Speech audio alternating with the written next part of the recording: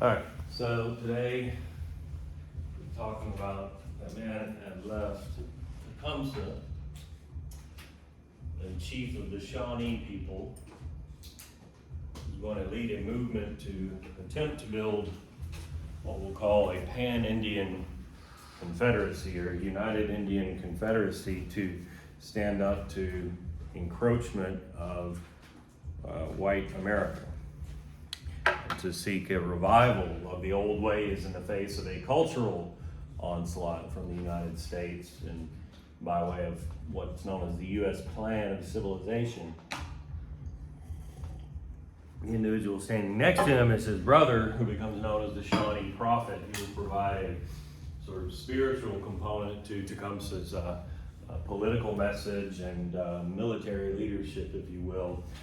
The conflict that they get involved in becomes part of a larger conflict known as the War of 1812, the primary facet of which, I guess you could say, is a second war between the United States and Great Britain over issues lingering from what we talked about last time. It will involve a sort of civil war in Creek country that we'll talk about today, in the Creek Indians. And it will see the rise and to great fame and acclaim of a man from Tennessee by the name of Andrew Jackson. So first, you may remember from the last lecture, during Jefferson's presidency, Jefferson very much is a Francophile, would like to maintain friendly relations with France, even though France is going through a very radical revolution that eventually would see the Republic fall in favor of the military dictatorship of Napoleon Bonaparte, who eventually anoints himself emperor. And then Napoleon seeks about building this grand army, this greatest army ever, and essentially attempting to conquer all of Europe for himself. And so he is opposed in this by pretty much everyone else in Europe, including the British. And that is the context of the milieu for you to understand that we still, when Jefferson passes the presidency on to James Madison, the United States is still dealing with this issue of impressment. Back in colonial times, if the empire was at war, the British Navy could stop merchant ships and say, hey, with time of war, the king is in need, we're pressing you into the service of His Majesty's Navy. But these aren't colonies anymore. It's the United States is an independent country. So what Britain's continuing to do, though, is saying, well, you've got these Francophile presidents. We think you're helping France. France is our enemy. So we're going to stop your merchant ships anyway with our Navy, and we're going to search them for arms or anything that we feel like might be bound for France. And we're going to search your crew and see, hey, is anybody there, maybe a deserter from our Navy? Is it somebody who ran away from their enlistment in our Navy and joined your merchant ship? And then we're going to take them with us if that's the case. And this is a facade, it's a ruse. I mean, they're essentially kidnapping people, continuing to engage in this process of impressment, which for a young nation attempting to do what Jefferson wrote in the Declaration, you remember, to assume that separate and equal station among the powers of the earth that nature and nature's God entitled them. It's humiliating. America, it's a stain on America's honor. It is damaging to America's reputation as a young nation, trying to place itself up there with Britain and France and Spain and Portugal, the Netherlands. And when Madison becomes president, of course, it becomes his problem. Now, Jefferson had attempted to get at this by placing embargoes on Britain and these sorts of things, and none of that had worked. And there was a growing clamor, a growing number of people in Congress, in Jefferson and Madison's own party, calling for America to go to war over this issue, to declare war on Britain over this issue of impressment. These individuals have become known as the war hawks. And so it is today. We still say if someone says, well, the solution to whatever problem is war. I said, well, that's a very hawkish position for you to take. There's something else, though, going on with the war hawks, and it involves people like Tecumseh. And let me jump to the map to demonstrate this. This is America in 1812.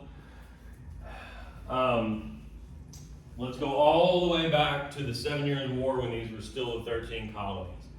And you remember Pontiac's rebellion had occurred up here in the Great Lakes region. British troops had to stay to put that down. When that was over, they drew the proclamation line in 1763 and said, you can't settle over in here or here. Those are Indian lands. You're going to start wars with the Indians, and we can't afford to fight. Well, America wins the revolution. Proclamation line disappears.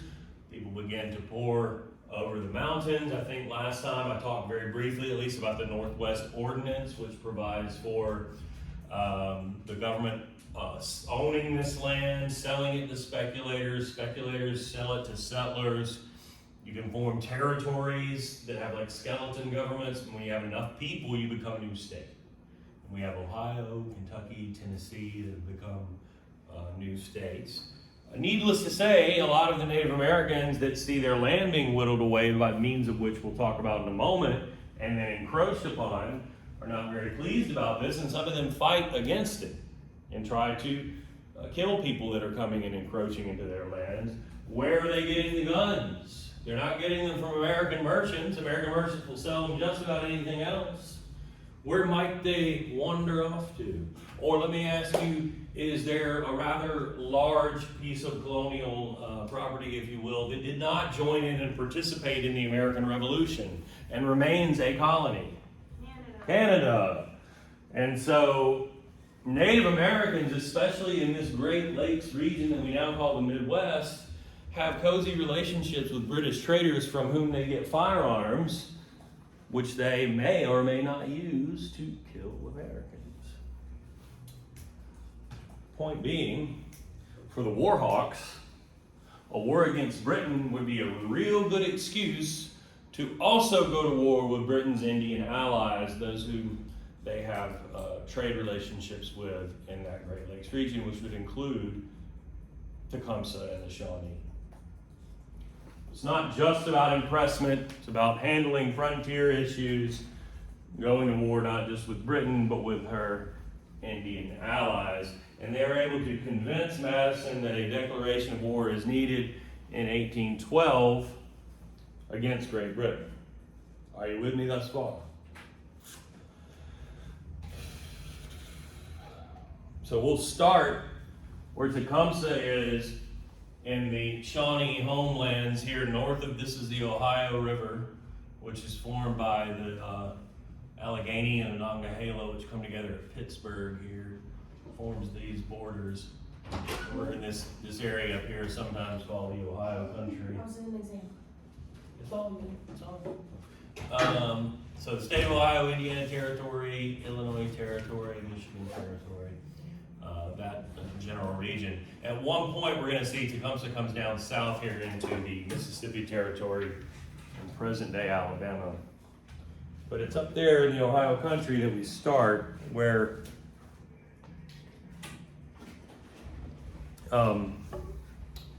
during his own lifetime, Tecumseh has seen a great shift. You know, he was a young boy during the American Revolution, in which his parents and older brothers fought against the colonists alongside the British. And at that time, you know, they did draw the proclamation line, prevent white settlement, and so it remained, you know, what it always had been: Shawnee homelands, Shawnee villages, Shawnee hunting lands. But over the course of the rest of his lifetime, in the history of the young United States, he had seen a massive influx of white Americans settling due to the color-coded map, or what it represents there at top right. And hopefully online people are following along with the PowerPoint, since you cannot see it over there. So what that represents, see different colors, 1795, 1803, 1804, 1805, 1809, 1807. Those represent land cessions with a C, cessions, as in land has been ceded away or signed away by the Shawnee or others to the United States, and for what reason? Well, in my previous classes, before I started using the free online American Yellow textbook, I had a document reader in which there's a letter from Thomas Jefferson when he was president to the man who, at this time still, was the governor of the territory of Indiana, William Henry Harrison. And if his name is familiar, it may well be because he later becomes president. Jefferson in that letter said, here is our unofficial, not necessarily going to say it this way in public, but really, truly official Indian policy. He says, tell your Indian agents, and the federal government had Indian agents, people who work for the government as sort of liaisons or diplomats / merchants with Native American groups that lived kind of among them for most of the time. He said, tell your Indian agents in the field to tell the chiefs we have everything they want. Manufactured goods, we got it. We're going to supply you whatever you guys need. Obviously, guns is a touchy one, but everything else, we got you. Just keep the deer skins coming. That's what we want, those deer skins. Jefferson says, you see, Bill, we understand here that the deer skins are going to run out. And there's not going to be enough to keep up with their demand for the manufactured goods they get from us. And at the end of the day, we're going to have given them this amount in manufactured goods, and they're only going to have this amount in deer skins. And we're going to be able to sit down with these chiefs and say, hey, you fell short. What's the only other thing of value that you have that we want? Land. You could sell away some of that land and make up for this deficit that you got here, this debt. So Jefferson is saying it's the policy of America to deliberately try to develop trade deficits, the result of which would be these land cessions. And then the federal government then could sell that land, as we sort of outlined earlier, to speculators who would then parcel it out and sell it to white settlers. And so if you're at Tecumseh, you've seen this happen over and over again. And one of the problems is the Shawnee, like many others around them, from the Ohios to the Ojibways to the Sac and Fox and down further south, the Creek or the Cherokee, they don't necessarily have, like what we saw with the Powhatan 200 years ago, one single paramount chief in charge of everybody like the king. Power is more diffuse among many chiefs. And so when you have 2 or 3 of the Shawnee chiefs who engineer one of these agreements and sign away some of this land, you might have 2 or 3 others, including Tecumseh over there, is like, what gives you the right? Collectively as a people, that was our hunting land. You didn't own that. There is no individual ownership of land, in fact. No one person can lay claim to any one, area or any one acreage of land. You don't have the right to do that. And that sows division among the Shawnee and other Native American groups, which of course Jefferson and Madison and William Henry Harrison realize and appreciate, because they want to keep these people divided,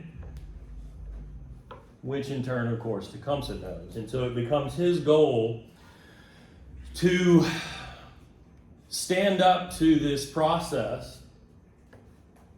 of securing land cessions, trade deficits, pushing on Native Americans the, quote, plan of civilization that I'll talk about in just a minute, to sort of make Native Americans assimilate culturally, to be like white Americans, and to abandon much of their own cultural and social norms and values. Tecumseh wants to stand up to all of that and the encroachment on Indian land in general and build a pan-Indian confederacy. And I see now that the plan of civilization is on the PowerPoint, which means I updated it. so I guess I will say more about it. The American Indian agents wanted Native Americans to become quote unquote civilized, which simply means to abandon their own, again, social and cultural norms in favor of white American ones. Native American peoples at that time generally lived in villages in which men went out and hunted or went to war if that was necessary. Women did the farming collectively together in one central farm in the middle of the village. Men occasionally met in council, but again, there was no individual concept of land. It was a matrilineal society, meaning kinship followed the line of the mother, not of the father. And you have Indian agents saying, no, you need to abandon these ideas, live as nuclear families, household, husband, wife, children, individual farm you can fence off. The man can raise livestock, cattle and hogs. He can farm for corn or, maybe a cash crop or whatever. Women can do spinning and weaving in the home. So you're asking people to break up their communal society, abandon the idea of communal ownership of land, have men do women's work, and have women do work that they'd never done before. It's a lot to ask. But these were elements of the U.S. plan of civilization that Tecumseh rejects. And that's part of his plan to build this Pan-Indian Confederacy. Let's not only stand up to the land cessions and to the encroachment, but also to this notion that we ought to abandon our society and our socio-cultural norms. No, in fact, let us have a revival of the old ways, says his brother Tenskwatawa, who becomes known as the Shawnee prophet for when he abandoned alcohol as a drunk and sobered up. He has a vision of the Shawnee master of life, or God figure in the Shawnee religion that tells him, if only you red people, if only you people of America will band together, not just the Shawnee, but maybe as far away as the Creeks, and I mentioned the Ojibways or the Ohios, or maybe even the Iroquois, if you could all come together in this Pan-Indian Confederacy, then you can destroy the children of the evil serpent, i.e. white people. And you can run them out of your lands and restore your own sovereignty over those lands, or your own harmonious relationship, I should say, with those lands. For the Native Americans, it wasn't about establishing sovereignty or power over land like it was for Europeans necessarily. Tecumseh at one point decides to up and go south, as I've alluded to now a few times, to go down into Creek country to recruit to his Pan-Indian Confederacy. He leaves his brother in charge at a place called Prophetstown, otherwise known as Tippecanoe. And William Henry Harrison, who was not only the territorial governor, also the commander of the territorial militia, seizes that opportunity as this War of 1812 is breaking out between America and Britain to initiate an attack on the Shawnee Confederacy at Prophetstown, initiating a war between America and the Shawnee Confederacy. Tecumseh will hurry back. He will rejoin his brother, and they will move north into Canada to join British forces in fighting the war. Are you with me so far? Let's talk a little bit about what Tecumseh finds when he goes south. What he finds is a group of people who think precisely as he does. There is a group, an increasingly disaffected, angry group, especially of young men, become known as the Red Stick faction, who have all the same feelings and ideas that Tecumseh does. They're tired of the land cessions, number one. Look at this map here. Let me go back actually to the larger one, to the point to illustrate this point of land cessions, and for the online people, I'm in the U.S. in 1812 map. Creek country, the kind of heart of it is essentially what's the state of Alabama and the Coosa and Tallapoosa rivers that run through it from northwest Georgia to the southwest. That's where the main villages are. But Creek hunting lands used to extend all across South Georgia, all the way to where the original colony of Georgia was, which, as you know, basically was from Savannah and the low country rice plantations up to like Augusta. Like that was Georgia as an original colony. And all this was Creek country, and above that was Cherokee country, like where we are, or just north of where we are. We're kind of on like the border, would be Cherokee lands. So what had happened over the years, the same as we saw with that illustration for the Ohio country or the Midwest, same thing. Land section that signed away all Creek lands to the Ocmulgee River, where Macon is. Land section that signed away all Creek lands to the Flint River, where it's run through Albany. Land section that signs away all Creek lands to the Chattahoochee that forms the present-day border between Alabama and Georgia. So they have seen this happen just the same. And they have Indian agents in Creek country trying to press the U.S. plan of civilization. Not only that, but quite a few Creeks have taken up willingly the plan of civilization. Particularly people like that man at top right. I believe that is William McIntosh. I could also have put up a photo, or a rendering rather, a picture, portrait, of, say, Alexander McGillivray. These are Creek men whose mothers are Creek women. Remember, it's a matrilineal society, but whose fathers are Scottish traders. And so these mixed race men were among the first Creeks to willingly adopt the U.S. plan of civilization and to kind of cultivate this hybrid identity that is embodied in that portrait of McIntosh, you know, kind of half Anglo, white American, half Creek. But they took up living in, nuclear family household, took up the idea of ownership of like a ranch, raising livestock, working out in the fields, women doing spinning and weaving, and some of them, like McIntosh, got pretty wealthy doing it. And the young people who are siding with Tecumseh here and already having those kind of feelings are disgusted by that. For them, it's about thinking of the old ways and the old ways in which, in order to become a man, what you did, you left the villages in the heartland of Creek country and you went off into those far, far flung hunting lands for like weeks at a time. When you came back with all those deer skins and whatnot, you came back as a man. And they've seen a lot of that land, most of it, in fact, signed away to the United States to satisfy trade debts for stuff. And at the same time, people like McIntosh and others getting rich off of hoarding livestock and this sort of thing and not living in the old communal and cooperative way. So Tecumseh actually riles them up, it steals them in their thinking. But of course he can't stay long because word gets down that his brother has been attacked at Prophetstown and he must return north.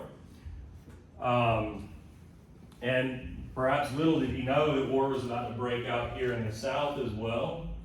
Now remember, you correctly identified from whence Tecumseh and those folks up there got their guns, from British Canada. The Creeks don't have that option. But where might they go? South to Spanish Florida, yeah. At that time, the Spanish, and I use this word very loosely, controlled Florida, and Florida included what used to be called West Florida, which would extend what we call the Panhandle through Pensacola and including Mobile, which is part of Alabama today. Those were the two towns that actually had a Spanish presence, to go along with way over here, the original one on the Atlantic coast, St. Augustine. Outside of those three towns, there wasn't much of an actual Spanish presence, and we'll return to that here in a little bit, but point being, yes, if you're the Red Stick Creeks and you're engaged in this uprising, potentially against your own people, at the same time against the United States and you need guns, the place to go to try to get them would be Spanish Florida. And so a group of the Red Sticks set out for Pensacola. The governor of the Mississippi Territory becomes aware of this and sends the militia to attack them. You don't have to write these places down, but at Burnt Corn Creek. In return, they go and attack a fort wherein are holed up at Fort Mims a number of collaborating creeks, as they would call them, or white creeks, and some Americans who were killed. So when the Red Sticks attack Fort Mims and kill some American citizens, that becomes a pretext for the United States to send troops to fight the Red Sticks, at least theoretically, alongside the wider collaborating Creeks. So it's simultaneously a Creek civil war and an American war against a rebellious Creek faction. All makes sense? The individual that they send into Alabama is Andrew Jackson, who at that time was the commander in charge of the Tennessee State Militia, who will also be given charge of elements of the regular U.S. Army, and of course, the militia of the territory of Mississippi, but also quite a few Cherokee mercenaries whom he had paid to come along with him. The Cherokee and the Creeks were long-standing enemies, and so it perhaps didn't take much in the way of offering compensation for Jackson to suggest that some of the Cherokee come and fight along with them. Given the odds of that multifaceted, rather large force and a comparatively small force of the Red Sticks, it's amazing that this war lasts for a year and involves a number of different battles you can see reflected on that map, but it ultimately culminates in one decisive battle at Horseshoe Bend. A bend you can see there in the Tallapoosa River, where there was a little town called Topeka right here. And the Red Sticks thought that it provided a good spot for defense because you had the natural barrier of the river behind the town, and that all you needed to do was very heavily fortify this sort of narrow isthmus here against any attack. And when such attack comes, Jackson does very, very heavily hit those defenses, and when he overruns them, the Red Sticks attempt to flee across the river, where Jackson has placed the Cherokee mercenaries who shoot down the fleeing Red Stick Creeks as they cross the river. And it turns out to be a decisive victory and more or less a massacre of the Red Sticks. Jackson then turns to the collaborating Creeks, on whose side he ostensibly was at that time, and says, we've come down here and we've lost the lives of some of our troops. This has cost a lot of money. It's a rebellion of your people. It was your problem that you couldn't deal with. They killed some Americans and we had to come in and deal with it. We think that you owe us. And so when he orchestrates the signing of the Treaty of Fort Jackson, he forces the collaborating Creeks, the friendly Creeks, to make another land cession, signing away much of this. It's now South Alabama, and also some of this to the west of the homelands of the Coosa and Tallapoosa rivers. So some would view that as a betrayal, but regardless of how you view it, the Creeks have now seen their thousands of acres of ancestral hunting lands whittled down to just these two river watersheds. Meanwhile, though, of course, this War of 1812 is at the same time a war between America and Britain. So what the hell is going on with that? In the earliest months, it's a tale of sort of competing invasions, if you will. The United States very quickly invades British Canada and actually wins some victories and takes some territories and towns and lays claim to them. And guess what's part of America now? We've taken parts of Canada. rather than send all of their troops up there to try to peel that back, the British engaged in their own invasion, thinking we're going to use the mighty British Navy to our best advantage and attack right in the heart of America in Chesapeake Bay, where the United States has just built this brand new capital city, Washington, D.C., which British troops are able to very quickly take and at least partially burn to the ground. Didn't take long, including the White House. And supposedly the government has to vacate so quickly upon the advance of British troops that there are tales of James Madison's wife, Dolly, like running back and forth out of the White House, like grabbing portraits of George Washington off the wall to take with them so they won't, get stolen or burned or destroyed. And they're like literally running out of town.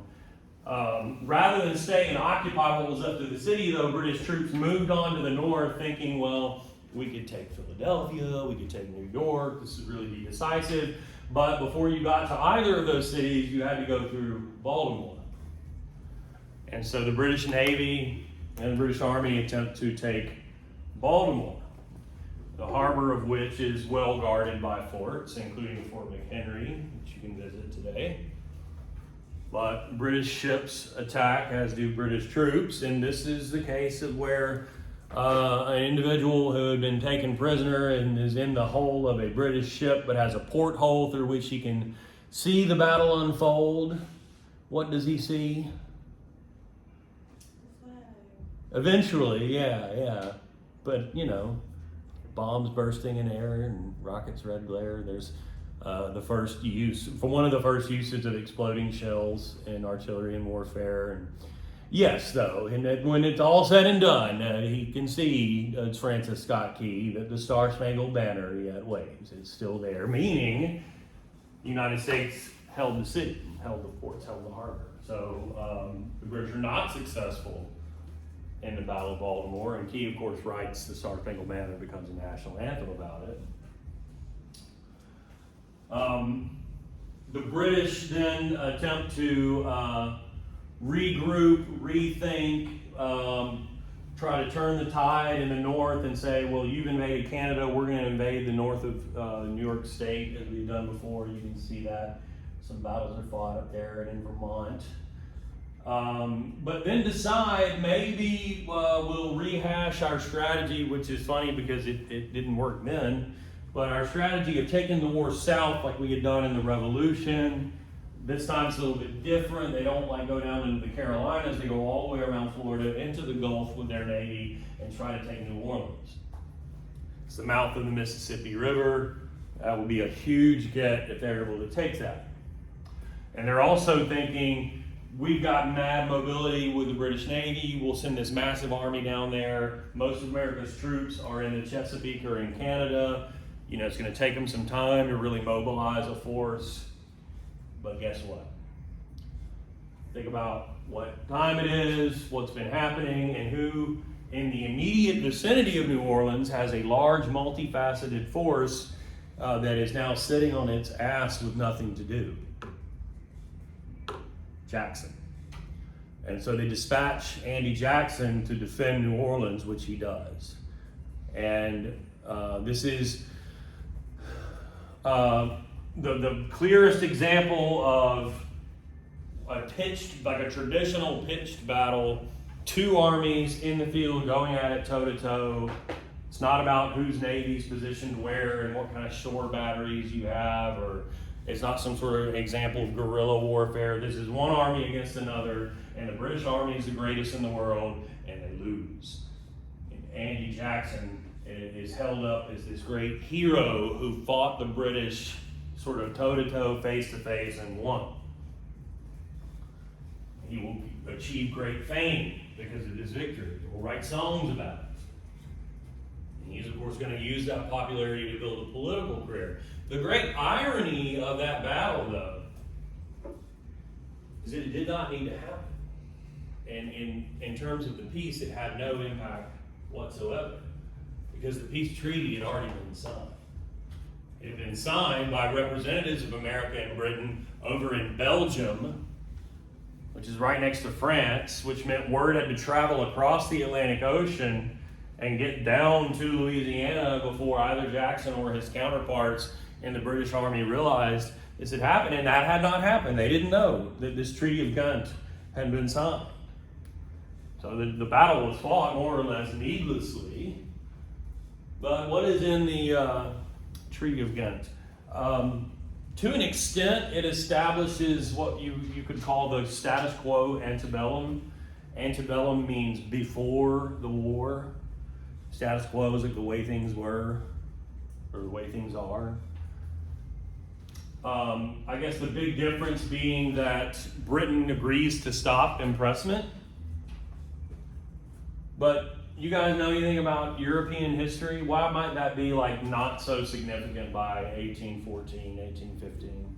Because they own like all of India and so much other stuff. They lie routinely. Who? They lie routinely. That is, those things, these are all true things. But also, yes and yes, but also Napoleon has been defeated.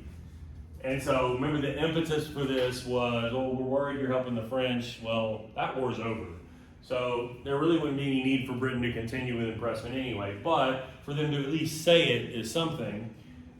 In turn, the United States agrees to withdraw from Canada and withdraw its claims that we've like taken the St. Lawrence River Valley, and that's part of America now. The big get is that the British agree to stop selling guns to Native Americans. And really, they are the big losers. Tecumseh, by the way, died in battle during the war in Canada. They have no presence in Belgium at the peace treaty table, no provisions in there for what will become of them. And now they're cut off from their supply of firearms from Britain. So that sort of seals their fate.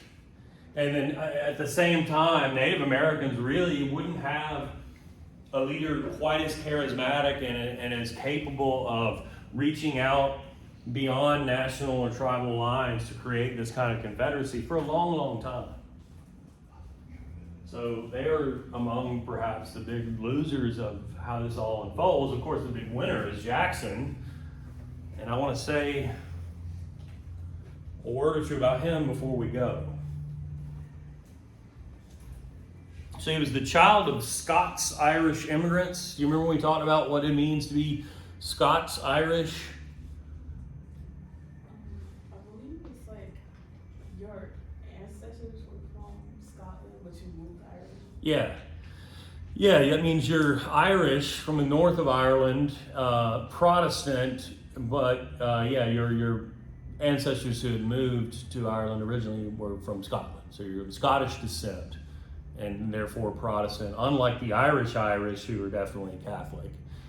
And though your ancestors had been given land in the north of Ireland, which remains part of the United Kingdom, in an effort for Britain to take control of Ireland from Irish Catholics. But don't let me get off on a tangent on that. Andy Jackson is the son of Scots-Irish immigrants. They were, you might not say poor, but they were, people who come over and become those yeoman farmers, like Jefferson liked to talk about. Landowning farmers who had to work really hard, who were not like rich planters or anything, but are also not like landless poor people just wandering around. That's his upbringing in what becomes the state of Tennessee. He had, as a young boy, had some kind of participation in the Revolutionary War. I think he was actually taken prisoner briefly at one point as a very young teenager. But grew up to see, Tennessee become a state, but, growing up with that frontier lifestyle, very rough and tumble lifestyle. Eventually he'll get the nickname Old Hickory, because of how rough and tough he is as a frontier guy. Teaches himself law and becomes a country lawyer, you might say, working on like land disputes and things like this. Had been I think a saddle maker at one point, so he's got a trade as well.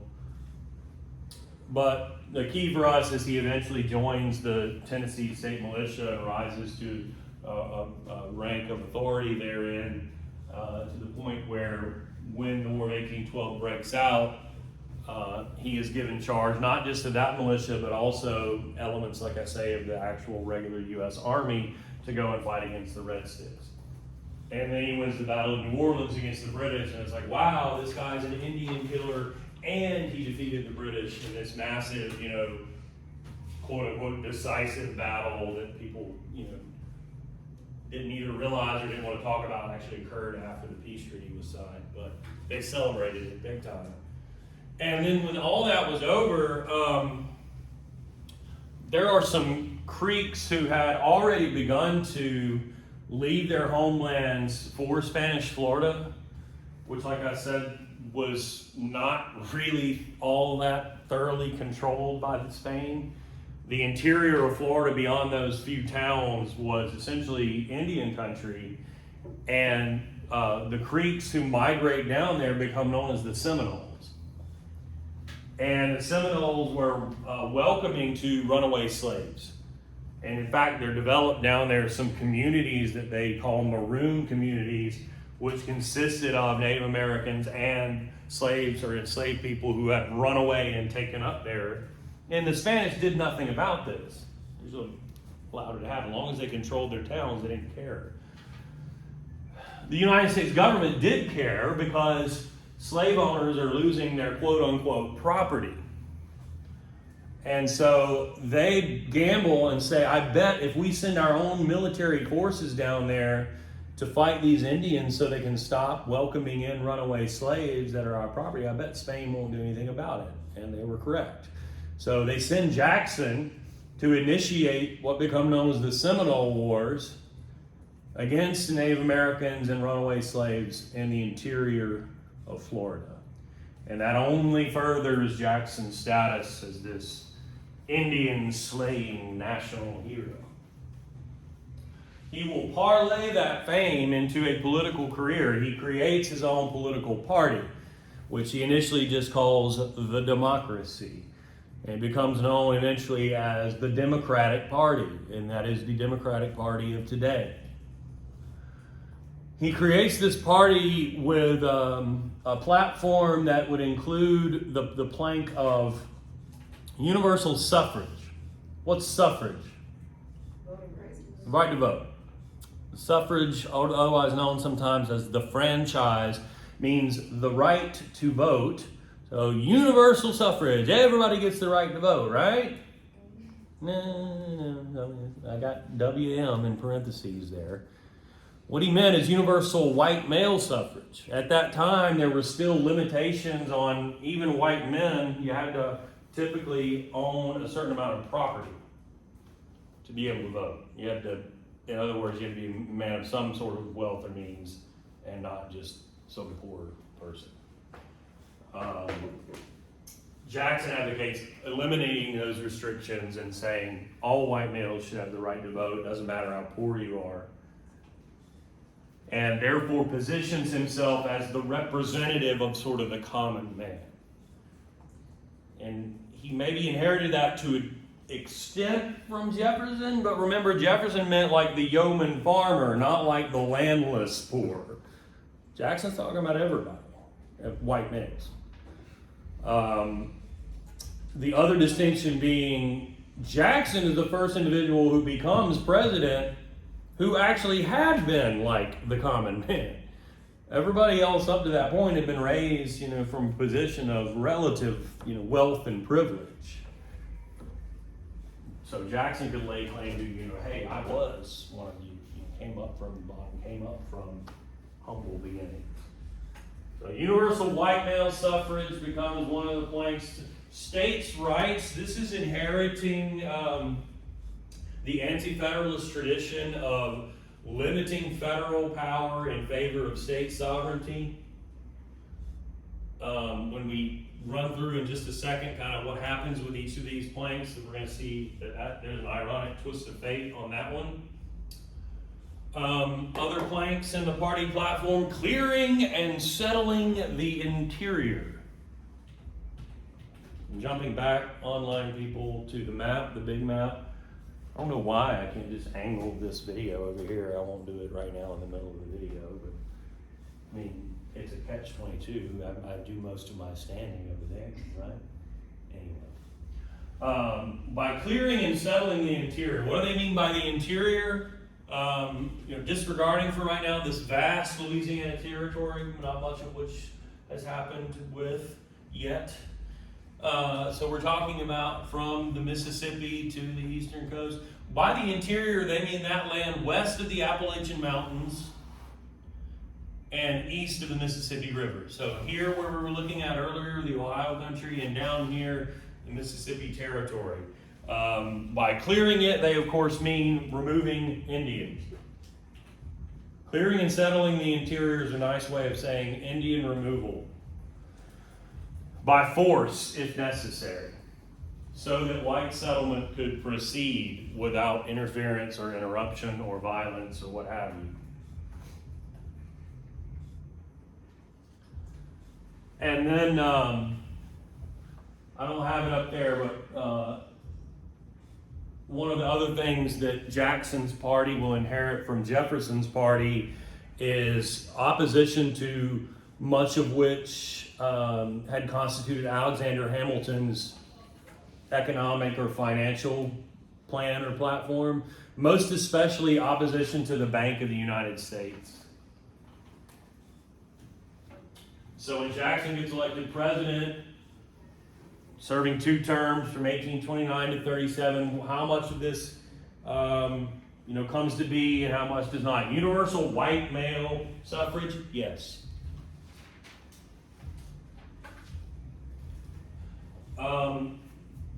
Elimination of the Bank of the United States? Yes. Jackson is able to make it where that bank is not rechartered, and there will not be another central bank for the United States government until the 20th century. So for the remainder of the 1800s, there is no Bank of the United States or anything like it. He viewed it as a tool of wealthy elites that was detrimental to the needs of the sort of common man. And not going to be another Bank of the U.S., so the creation of the one we still have, which is the Federal Reserve in the early 1900s, is the Fed. Let's see, what else? States' rights. Irony here. Do you remember with that opposition to the Federalists and the issuing of the Kentucky and Virginia resolutions where they said, you know what, we can nullify things like the Sedition Act if we think they're unconstitutional. States can nullify certain things the federal government does. That comes back. Essentially, a tariff package was passed by Congress, which would have enacted or did enact massive tariffs on the importation of certain manufactured goods from other countries. And rice planters in South Carolina became incredibly angry at that, arguing that other countries are going to retaliate on America by putting big tariffs on things like rice, agricultural commodities. And so they said this is a tariff of abominations and we're going to nullify it. It's going to be null and void, not going to be enforced in South Carolina's ports. And more or less, without hyperbole, I don't think, Jackson basically has to threaten the state of South Carolina with a federal invasion if they don't back off of this notion that they can nullify federal law and just ignore it. So he has to go back on this notion of states' rights pretty dramatically in that episode. That's called the nullification crisis, right? Yes, it is. The nullification crisis and they called it the tariff of abominations. It's so awful, it's just abominable. And then, of course, clearing and settling the interior, oh yes. Jackson works with members of his party in Congress to pass the Indian Removal Act, which would, among other things, forcibly remove the so-called 5 civilized tribes from the southeast across the Mississippi River to a designated reservation territory known as Oklahoma. And I want you to note the irony that these were called the 5 civilized tribes. signifying that many of their people had taken up the plan of civilization. They were doing, like William McIntosh exemplified, everything America was asking them to do. And yet still, Jackson and others are saying, you don't belong. We're simply going to physically get rid of you, take you off of your ancestral homelands, and give you land that supposedly was equal in quality and size to what you got, but in reality was not. And to march you physically along the way in grueling conditions, which in the case of the Cherokee result in the so-called Trail of Tears and the death of hundreds of their people. This after they had fought in federal court and won, by the way, filing a lawsuit in American federal court saying, we have done what you've asked. We've taken up the plan of civilization. You just look, we have a constitution that we made that's just like yours. We have an English language newspaper, for God's sake. You have dealt with us on equal terms for years. Going back to George Washington, the core of their argument is we have been treated as a nation, as a separate nation, a sovereign nation. And the Supreme Court remarkably agreed with them. And supposedly, upon hearing news of this ruling, Jackson says something about like, well, the Chief Justice had made his ruling, let's see him enforce it. What are you going to do about it? And the answer was not really anything. And throughout history, we have a few examples of if the Supreme Court makes a significant ruling, but neither one of the other branches of government wants to enforce it, it might not have much of an impact. And it sure as hell didn't here, because the Cherokee are forced on the Trail of Tears and removed out to Oklahoma anyway, notwithstanding that ruling. The Creeks, like I said, many of them migrate down into Florida and join with the Seminoles. The Seminoles continue to fight and retreat farther down into the swamps of South Florida. The Choctaw and the Chickasaw in what's today's state of Mississippi are forcibly removed. You can see that what was left of Native Americans in the Midwest, the Sac and Fox, are forcibly removed as well. But remember, up there is governed by the Northwest Ordinance. I don't know if I told you, the Northwest Ordinance included within it a ban on slavery that kind of maintained the north-south divide. Online people going back to the big map. By that time, these states north of this border between Maryland and Pennsylvania, the so-called Mason-Dixon line, had abolished slavery because it wasn't all that important. Obviously, the states below that are slave societies. The Northwest Ordinance kept the north-south divide essentially by extending this Mason-Dixon line via the Ohio River. There is no Southwest Ordinance. There is no ban. And so when Native Americans are forcibly removed and white people move in, they bring with them slaves by the hundreds of thousands. Those two on the left of these maps represent 1820. Over here, this is 1860. On the top is slave population, on the bottom is cotton production. You can see that in 1820, slave population was concentrated in the low country around Charleston and Savannah, and up in the Chesapeake, North Carolina, and Virginia. That's tobacco and rice country. And so there's not a lot of cotton production really anywhere. And you look over here, and by 1860, the slave population in the deep south, as we would call it, Alabama, Mississippi, New Orleans, has exploded, along with Tennessee, West Georgia. And as you can see here, a lot of what they're doing is growing cotton.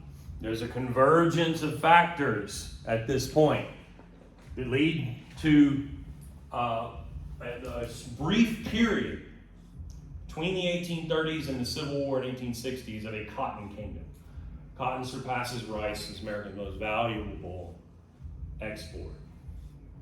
Enslaved human beings continue to be America's most valuable commodity, and they are sold at slave markets all throughout this region, from the older slave cash crop growing regions further to the north. And people realize that the soil in this region, and these maps are not really perfect. I would draw them a little bit differently, but generally this region, I actually drew on the projector. Flip it around. Huh? Flip the pencil around. This region here, and going up into the Mississippi Delta here, this region is known as the Black Belt because of the color of the soil. That soil is so rich, and in the climate that we have here that is relatively warm and wet, that they discover it is ideal for growing what they call long staple cotton.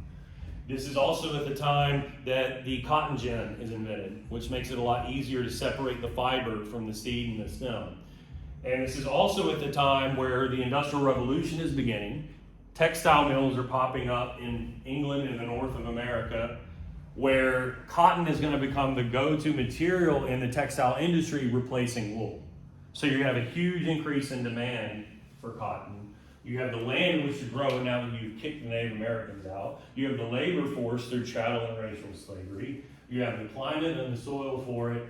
You have a technological advancement that makes it more efficient. All of that comes together in the 1820s to give rise to the Cotton Kingdom. And that's where we will pick up on Monday, talking about sectionalism and the origins of the American Civil War. Questions? All right, well, let's go see about this Skips situation.